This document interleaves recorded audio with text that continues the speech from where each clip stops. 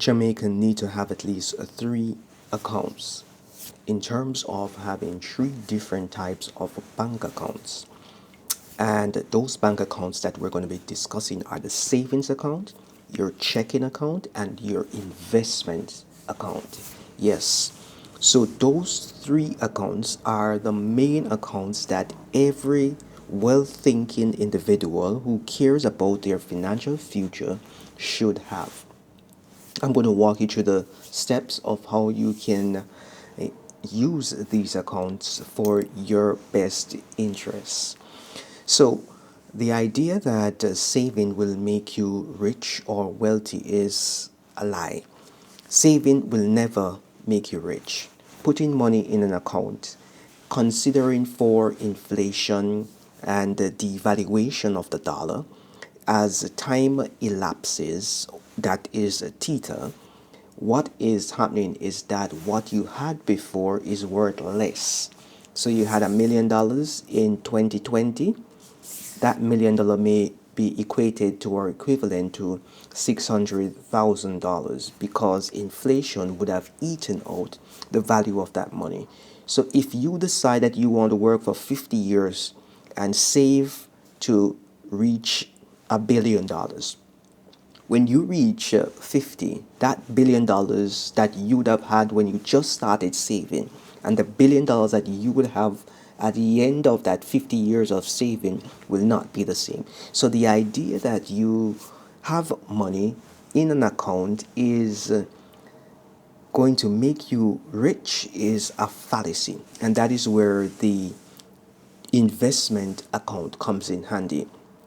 So your checking account is the first account that I want us to consider, because before you can have a balance in your finances, you need to have money coming in, and your investment account will be the vehicle that is used to multiply the money that comes in. So when you work for your employer as an employee, or if you do a hustle, whether you sell bag juice, whether you're a taxi operator, whether you are a peddler, whether you are an entrepreneur of whatever magnitude, whatever it is that you do, you need to have money coming in. In order for the money to come in, you need an account. So you need to have a bank account or some account to receive money. There is no sense in doing business or having an interaction with someone if you cannot collect the money. So you need an account, you need a vehicle to get the money in a safe place, right? Or a relatively safe place. So you are going to need to have a bank account set up, and we're going to go through how you can go about setting up a bank account in the future. But for now, let us just discuss these accounts. So the money coming in that goes into your checking account. So it is for checking purposes. So the money that you make goes into your checking account. Good. So while it is in your checking account, the next step you want to do is to move that money into a savings account for safekeeping, because the checking account is the account that you will draw on to pay bills. So you want that account to be at zero at all times as best as possible. So as money comes into it, you take it out and put it into your savings section of your account. And the reason we are doing this is to protect ourselves, or to put up a wall of protection, so that when those persons with nefarious intention try to scam us or try to exploit our account, when they enter the checking account section, they will get $0. But you have to be vigilant in how you structure your accounts so that you can have these safeguards in place. So the savings account is just a holding account, because remember, saving will not get you rich and saving will not get you wealthy.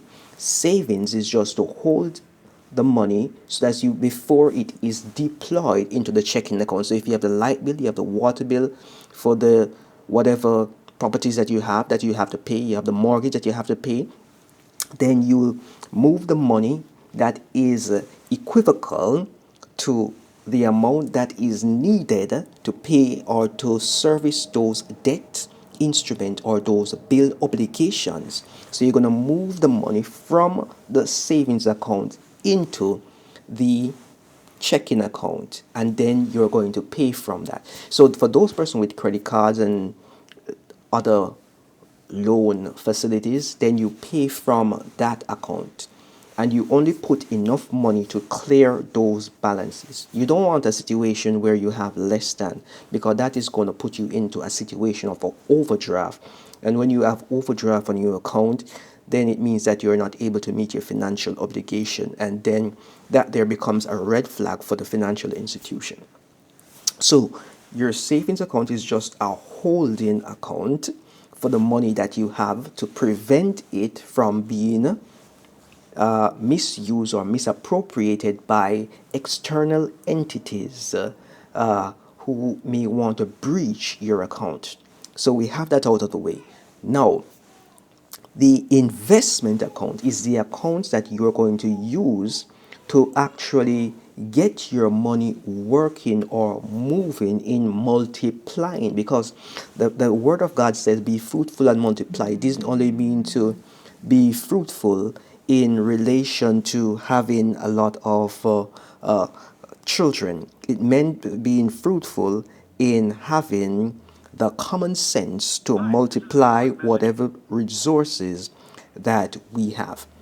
And when we are multiplying the resources, we have to be strategic. So we are going to move that money from our savings section of our account into our investment account. And the investment account is where we'll have our investment portfolio. And this is where we have the money making opportunities. We can invest in stock, bonds, mutual funds, commodities, and all the likes, which would give us some interest on the funds that we currently have or house in our banking facility, because the interest rate on your savings account is negligible. So inflation is going to eat that interest rate out, and then you're going to have to pay on top of that. So basically you are losing more money having your money in your savings account. All right, so you have to be mindful as to how you're going to be moving your money around, especially if you want to maximize the resources that you have. So when we talk about the investment account now, there are many different options that are available for an individual to invest in. And it is often said that it is good to get a financial advisor to advise you as to how to invest your resources. But I believe that each individual should be their own financial advisor. You have worked hard for your money, so you need to be advising yourself or getting the information so that you can advise yourself in managing and multiplying your money.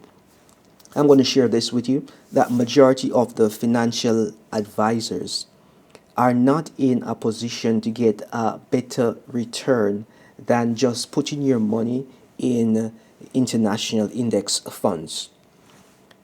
Majority of them are not skilled enough to get a better return than that.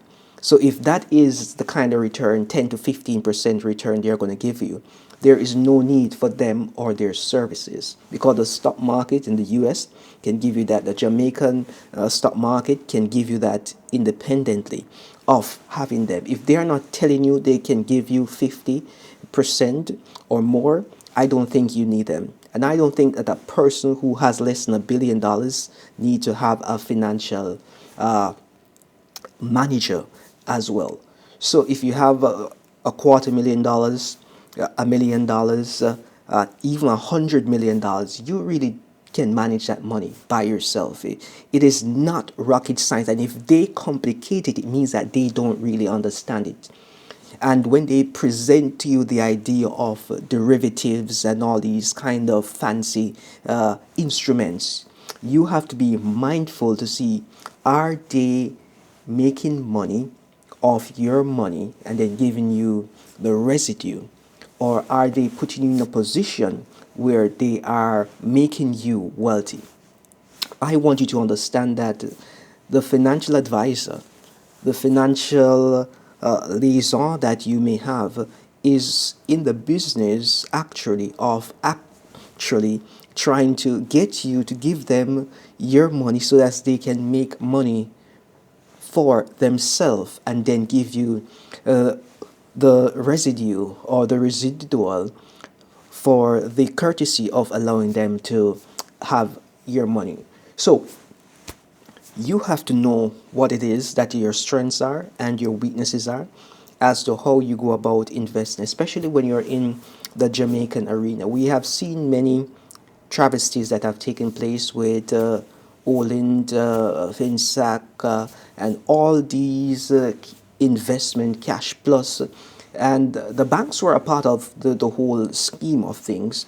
They were the ones who allowed certain malpractices to take place. And I don't want anyone to have to lose money. But if you are going to try to multiply your money, you have to know that there is a risk of a total loss of the money. But I think that it is better that you lose your money than to have someone else lose your money on your behalf. That's just how I look at it. You work so hard for the money, so better you are the one who lose the money. But you don't have to lose the money. If you have the right financial information, then you can position yourself, and not only yourself but position your family so that they can manage the resources that you will amass and you will transfer to them. And while you're in the Jamaican diaspora, the Jamaican arena, or wherever you are in the world, the principles remain the same. Always remember, there are three accounts that you need, especially if you're in Jamaica. You need a savings account, you need a checking account, and you need an investment account. The savings account is the holding account. The checking account is a depository account, and the investment account is the account that multiplies. Thanks for spending some time with us on RoadTripja, the heartbeat of Jamaica's road. This is Dr. 8. As we always say, walk, ride, drive, and fly good. Until next time.